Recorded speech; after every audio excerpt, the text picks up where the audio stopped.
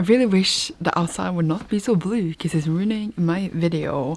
Hello everyone and welcome to a new video. Today I'm filming my December wrap up, which of course is my last wrap up for 2020, and we can finally move on and go into 2021 and be great. So in December I finished 24 books. I read all the books on my TBR except one.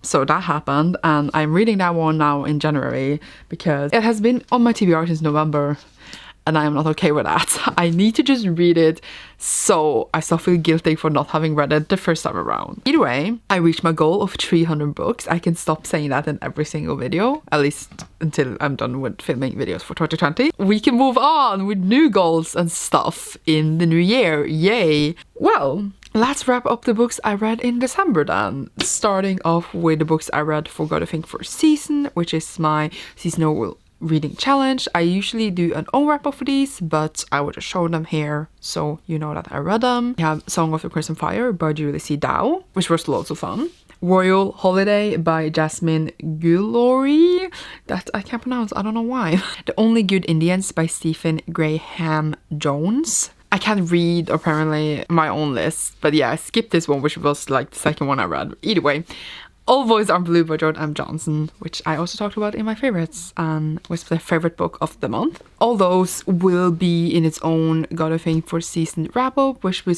probably be up in the end of February. Now, I also was a co-host for Reading in Translation Readathon in December, which was running from the 21st to the 31st of December. So basically, it was all my last reads for 2020, except one manga when I read when I had finished all the books for the readathon and I had like 1 day left, and I was just like, I need to read something here. But yeah, I will talk about those first, since like those were for the readathon, and then we will cover the rest of the random books afterwards. I read 7 books for the readathons. I think I did pretty well. Like, there were 7 reading challenges, so I read 7 books. I'm not gonna talk about the challenges here because I don't even remember what I read for each challenge, but like in my December TBR you can see all the challenges and stuff, and I will leave the link to Twitter and stuff down below. But yeah, I had a good time. For some reason I think all of these books kind of were similar, not really, like they were all about different things, but they reminded me of each other, at least a lot of them. Also one that I read right before the readathon, so that one reminded me of the other ones that I read after. Maybe because they were all in the same genre or whatever. Either way, the first one I read was Yakoma Engang, or I Will Be There at Once, I think it is in English, by Shin Kyung-sok. This one is originally in Korean. What even happened?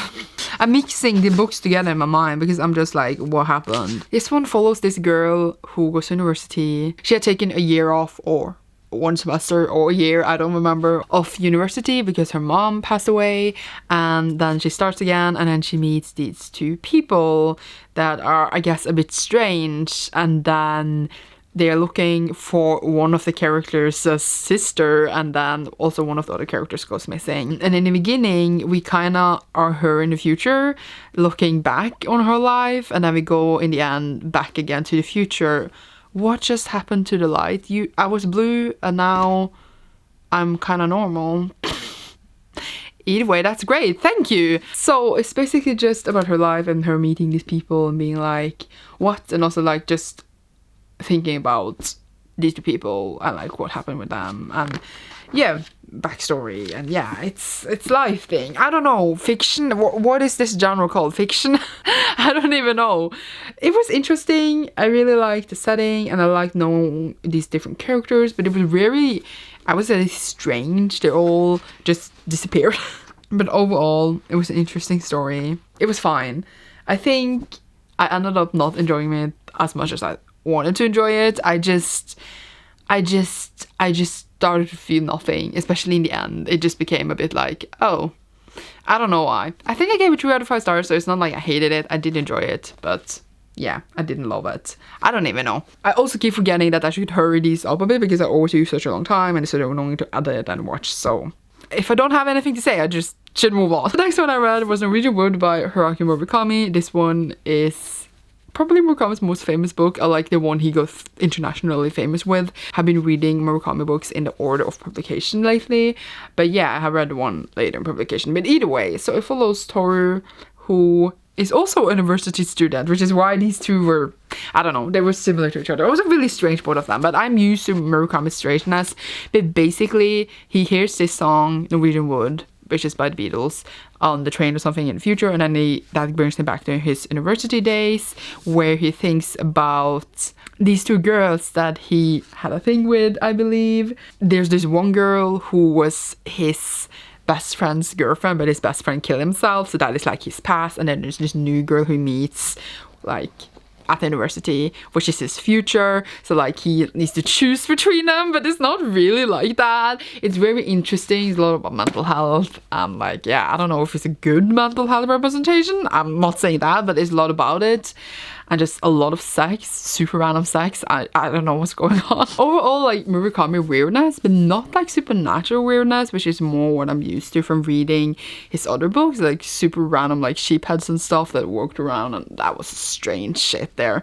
But this one was more like just weird, and I didn't get the last page. Like the last paragraph in the book was just like, what happened there? I tried to read online like what people thought, and I just got annoyed by that, so that almost ruined the whole book for me. But overall, like, I did enjoy myself, and I thought it was very interesting to see actually who was gonna end up with, but also just seeing how these different people affected him in his life, and just the dialogue. And overall, I just liked the book. Okay, 4 out of 5 stars. I just don't know how to review it because it's so weird, that's all. I then read Independent People by Halldór Laxness, and this was originally in Icelandic, and it's a classic, and it basically follows these people living on Iceland, and then we follow this one family that lives like out in these fields that they said to be haunted. It's not really ghosts in it, but like they try to make the best of living there, and they get kids.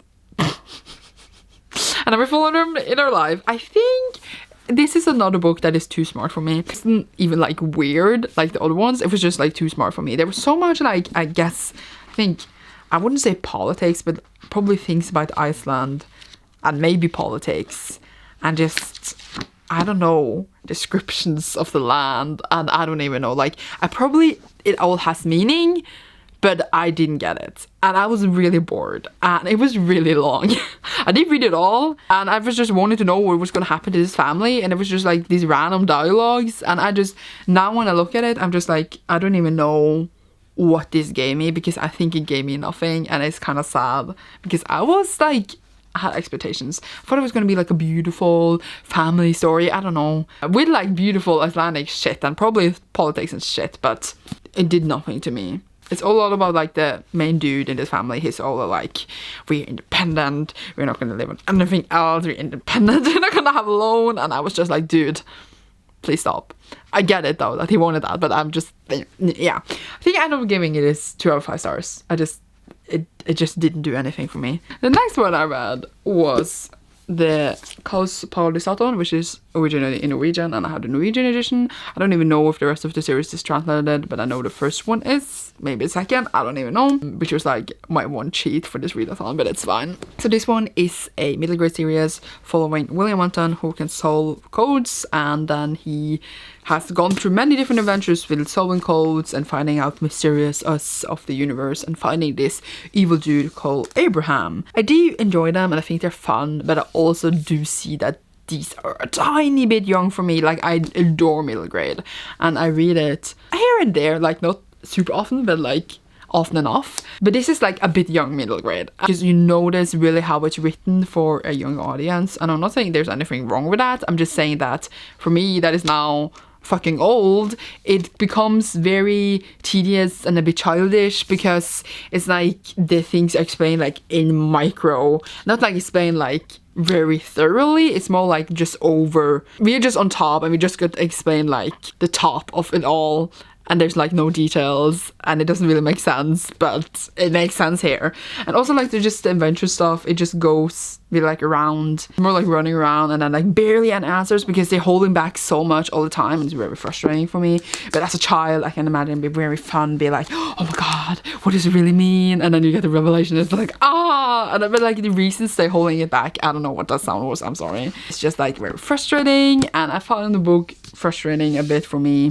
They're more focused on adventure and fun than like the building and the plot, I would say. And that's fine too. But for me, it just doesn't work quite. But I would still recommend them a lot. It's a fun series. Hopefully when my nephew gets older, I will read these to him. I think he would enjoy them a lot. So I think like that will be fun and stuff.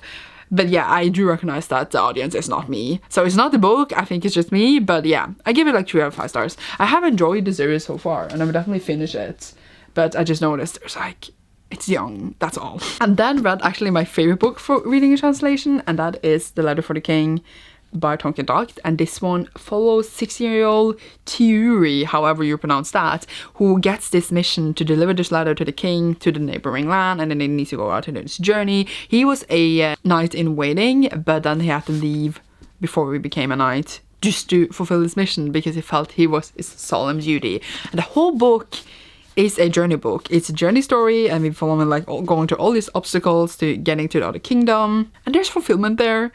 And I personally like journal fantasy, and it was just so cozy and fun. I just love traveling with him, meeting these different characters and places, and just seeing what else might come up on the way. And I just had a great time. I really want to see how it would open it out, what was in the letter. I wouldn't say like it was like the biggest plot twists and reveals and stuff. I didn't need it. It was just cozy, and yeah, I just had the greatest time. And you can clearly see my favorite genre here from the other books, even though like the last one, the Milligram one, is kind of fantasy, I would say. But overall, like, you can clearly see, like, I went to this high fantasy world and I instantly just, like, clicked. Yeah. But yeah, I just had so fun. I love just heroes going on journeys, and you can see the character development and just, like, their fulfillment in fulfilling this mission. And I adore it, okay?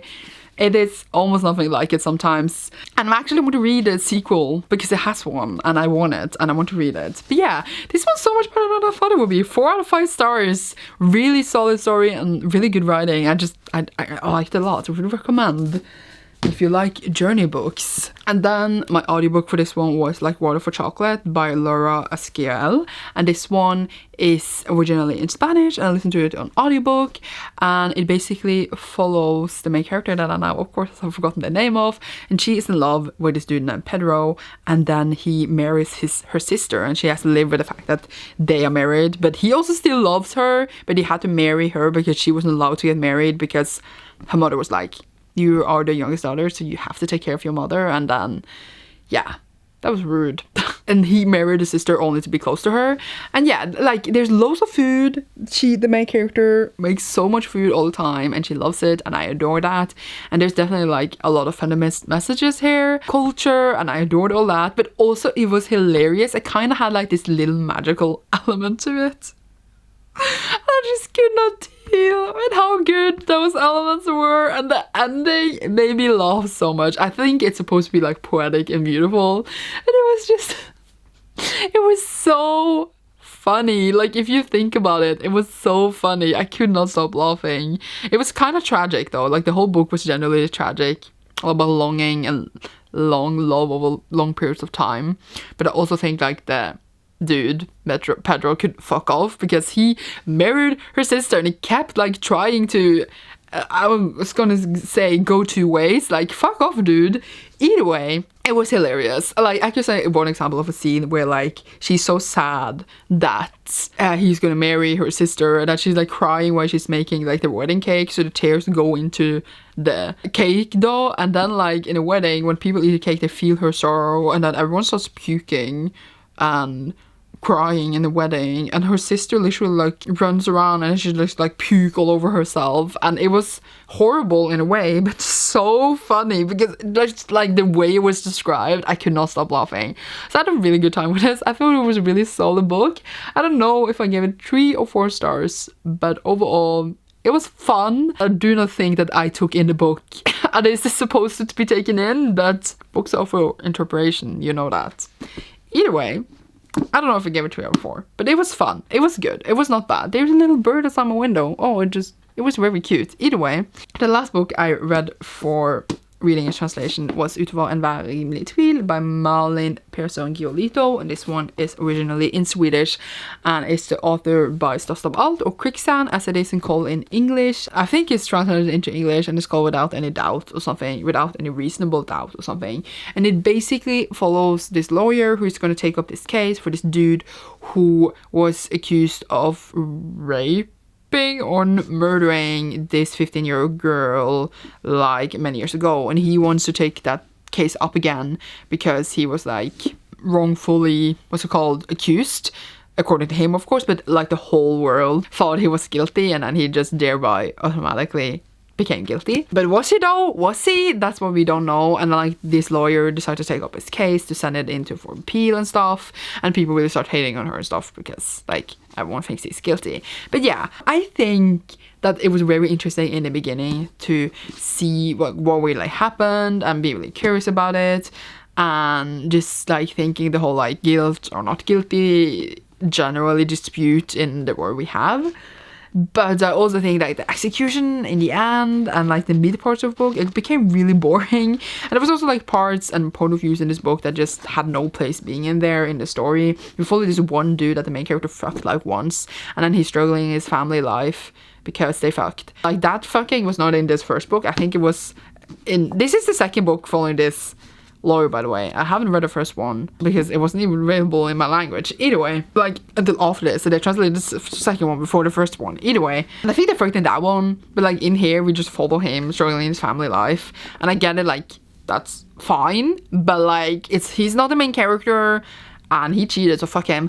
So I didn't really care for those parts. I didn't really see why they were in there, so he could have fucked off and he didn't need those parts. I'm not gonna spoil the ending, but there's definitely frustrations with like the conclusion, I think, of like what happened and stuff. I think that we should have gotten more there. So yeah, I think I ended up giving it 3 out of 5 stars. It was a bit disappointing because I really liked this one. I have read that one and I really liked that one, but it wasn't like horrible. It just became boring and the conclusion was nah.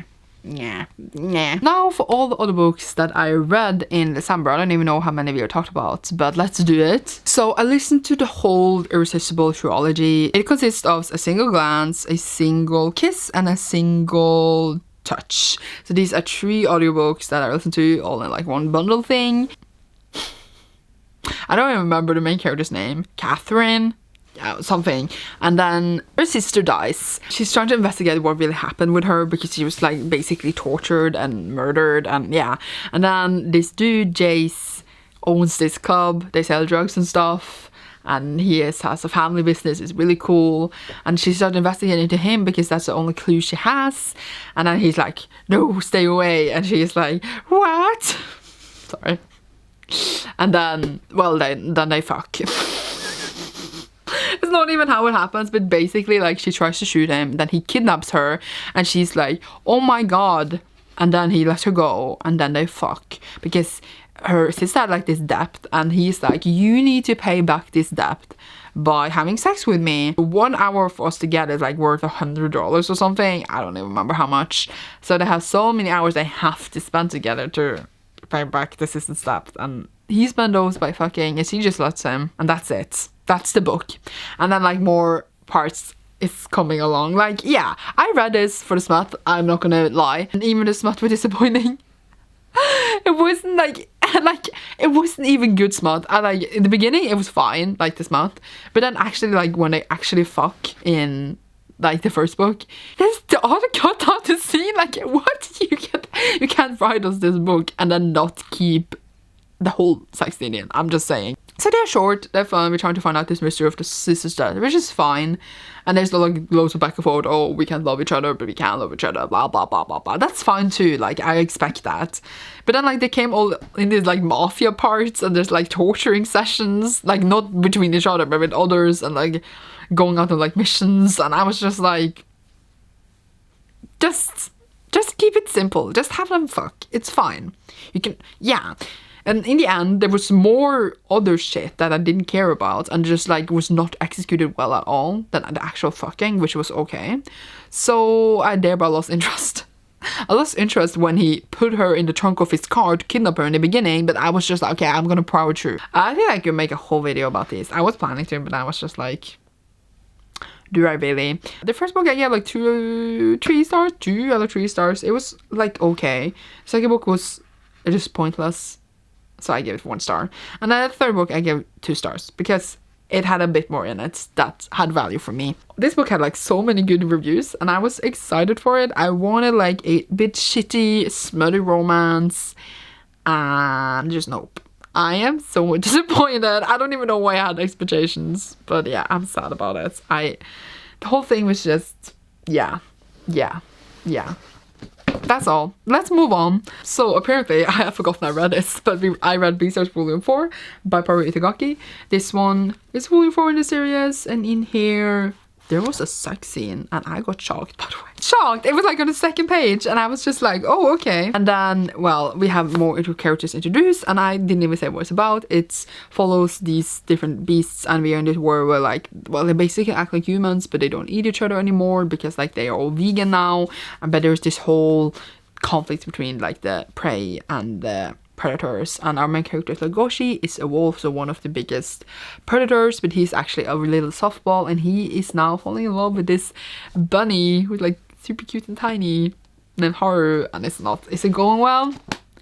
Who will see? We will see. We got like new characters introduced, like this grey wolf that like they would be a good match, but he's not interested, and then like characters trying to kill other characters, and yeah, it's so good, so interesting, like with the dynamics and stuff, but just so good characters and everything. And yeah, I'm just so excited to keep reading this and be happy in my soul for it. That's all. Bloody and intense, but I like it. Then also listen to The Lineage of Thorns, because I did decide, if you watch my December TBR, to read this one before going into King of Scars for my Grishaverse reread. So this one is a short story collection set in the Grishaverse, and I listened to the audiobook for this one, and there's some stories in this that is like 5 out of 5 stars. I enjoyed them so much.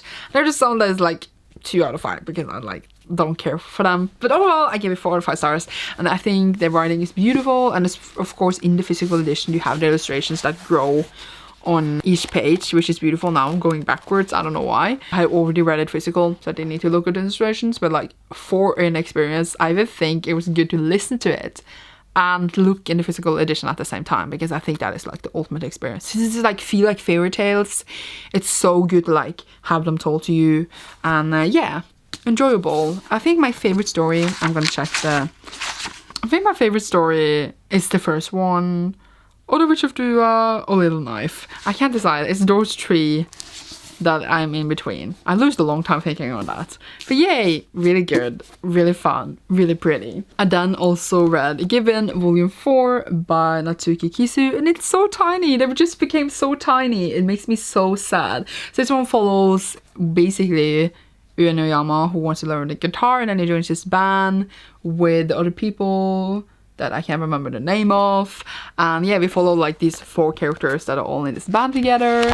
And this one we got to learn so much about the 2 other characters, like these 2, that I don't remember the name of, because I'm cool. And we got to learn so much about them, and like the backstory and stuff, like that we haven't seen before, just seeing glimpses of it.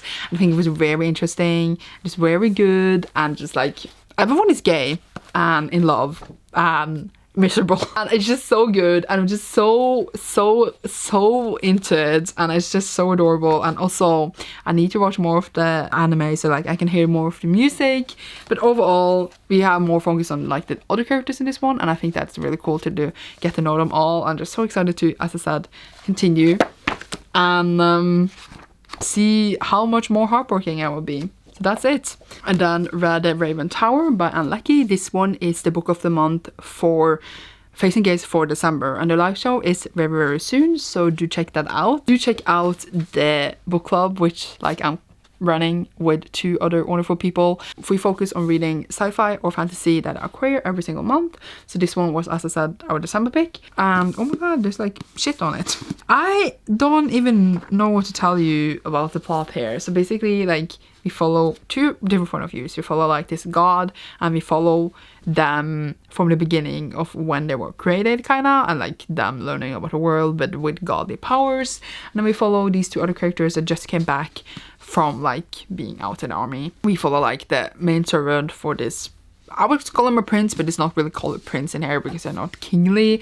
And like his father just died, and then he's supposed to like be the heir to his father, but then his uncle has taken his place, and they're trying to find out what happened to his father because he suddenly was gone, because they're supposed to like sit on this throne for the Raven in this tower, which is why I call it Raven Tower. And yeah, it's complicated, so just trying to figure out what is happening and finding the secrets about like the gods and different things.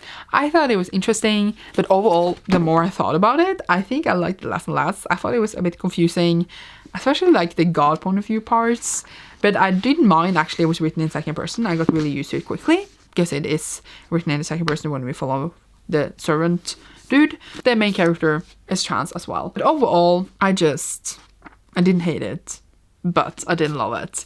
And I feel like I would have more coherent thoughts in the live show, so good for that.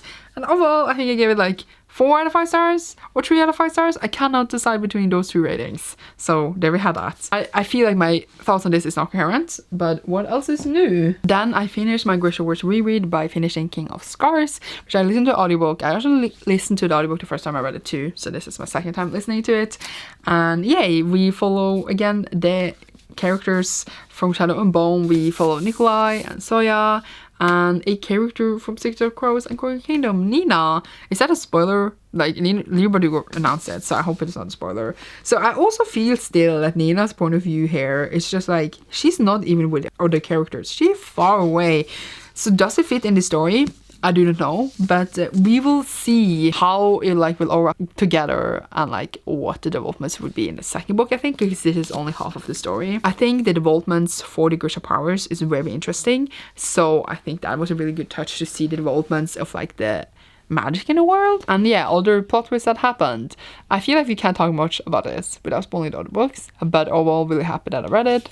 And again, and I'm really excited for Rune of Wolves, is that what it's called? Coming in March, so I'm ready now because I read them all. Again, just love this world a lot, okay? If I only had been that quick with all the other books, this would have been over now. I then read Rebel Sisters by Tochi Onyebuchi. This one is the sequel to War Girls, which is here. And I read that earlier, I was gonna say this year, but it's not this year anymore, early in 2020. Really enjoyed it, and finally I read a sequel. So the first, oh my god, there's like a literally eyelash lying inside the book. Oh, I'm so sorry, book. The first book basically follows these two sisters. They live in the civil war of Biafra, if I remember correctly, and then like basically they get separated, so one of them is raised in like the city in privilege and the other one keep just fighting the war, and then like they become reunited, or do they? And then like yeah, they had to figure out all this war shit. So this one is after the war, and the characters has grown, and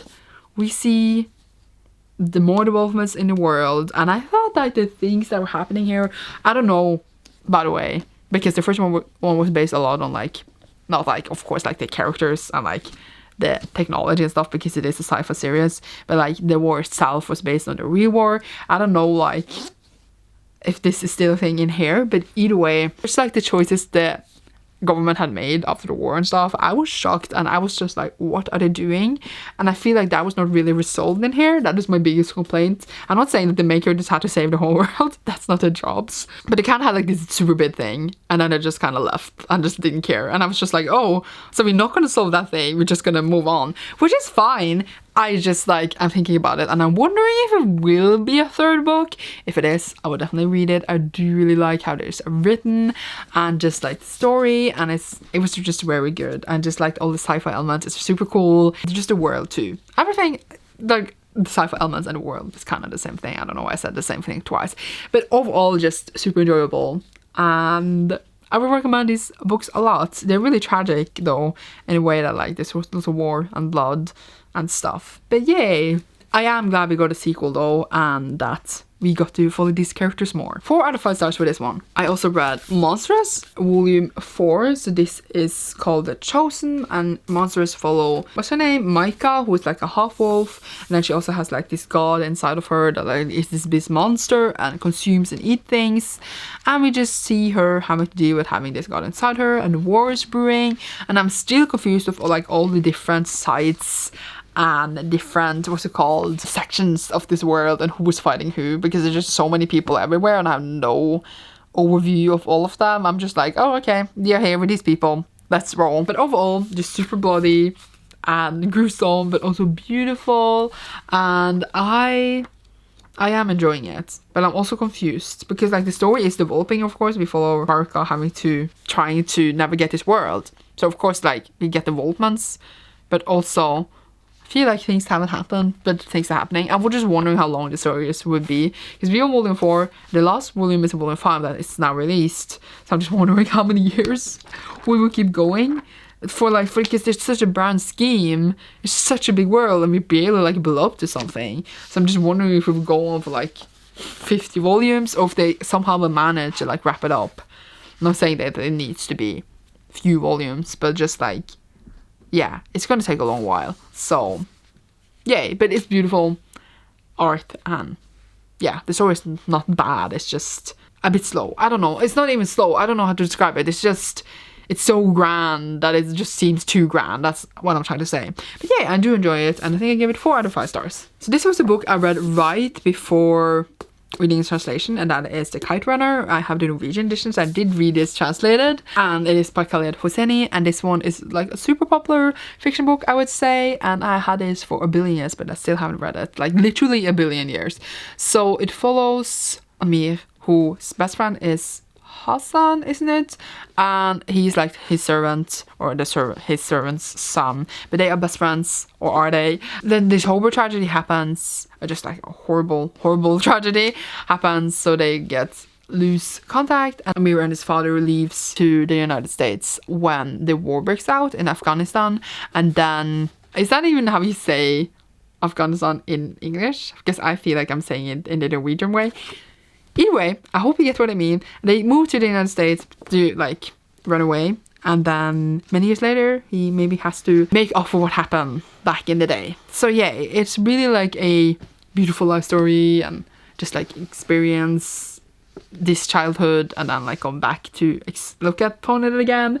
And again, it reminded me of the Korean book Come and Gang, or like I Will Be There Once and A Reader Would, because it's all like them looking back and confronting the past. And I read all those 3 right after one another, so I would say it's not weird that I think they were all similar, because they all kind of had like the same concept in a way, just like it's a completely different plots, but still. Overall, I think the story was beautiful, just like everyone else has been. I think I read one book like that is very similar like this before, just like in a different setting completely, and it was one of my favorite books for many years. I think I would even enjoy this more if I read this earlier, because now I feel like I'm so stone-hearted that I don't feel that much emotion anymore for these kinds of books. I'm not saying it was not beautiful and touching, but just like I think I would have stand it more if it had been a few years ago when I initially was gonna read it. But yeah, overall a beautiful book. I see why it's so popular, and like how the beginning and the end just matches together. It's beautiful. I feel like I want to watch a movie. Maybe it will be pretty beautiful. But yeah, overall a tragic story, and just like also seeing how Afghanistan changed from like before and after the war. Super tragic. And yeah, definitely good to read more about it also in these kinds of stories. 4 out of 5 stars, I think. Or was it 3? Or was it 4? I don't know. And the last book I'm going to talk about now is the manga Noragami Stray God Volume 22. So I actually cheated a bit with this one, because I usually read a manga after every second book, but I had only read one before reading this one, because I was going to read the other one, but it was longer than I thought it was, and I ran out of time in 2020. It was a tragedy. If I read a bit more and stopped procrastinating so much, I would have managed to get that one in. But yeah, so I decided just to pick this up, and then I will read 3 books before reading another manga again now. So yeah, that's my plan. Either way, this is 22 in the Noragami series, and we are in the long run. So FML, when my camera stops filming in my mid-sentence, what I was saying was that Noragami follows Hiroi, who comes into this accident. Her soul leaves her body, and she meets Yado, who is a god. And then gods in this world can name dead spirits. Not that your hero is dead, but he names this other spirit called Yukina. They can turn into weapons, and Yukina does turn into a weapon, and the 3 of them are this trio of wonderfulness. So the story has definitely evolved a lot since then. Of course, we have volume 32, I can't spoil anything, but I was afraid in the beginning of this volume that we were going into a storyline that we already seen all the way in the beginning, but like after a while it just became so tragic and sad that it was impossible to think that, because the reason for it happening was definitely reasonable, had a lot of reasons for it happening, but I was just like scared it would be repetible. I do think that this story definitely is long, but I also new things are happening all the time. Things in the beginning that we never thought would happen, and I was like, taboo, don't ever do this. They're all doing it now, so it is all too late for them. But yeah, it has just become so complex and tragic. It is an intense manga, but it's one of my faves, and I am just gonna read it through the end, of course, because I am here for the long run. Just one of my faves forever. That's all I gotta say. There's a sword emoji, right? So yeah, leave that down below if you like this video. If it's not, then leave something else that is similar to it. I am excited to be done with 2020 and going to 2021. I have like this fear that all my wrap-ups will be like super short now because I won't be reading as much, but at least it will be easier to film and edit for me. But yay, thank you so much for watching. I don't know what more to say, and you will see me soon in a new video. Goodbye.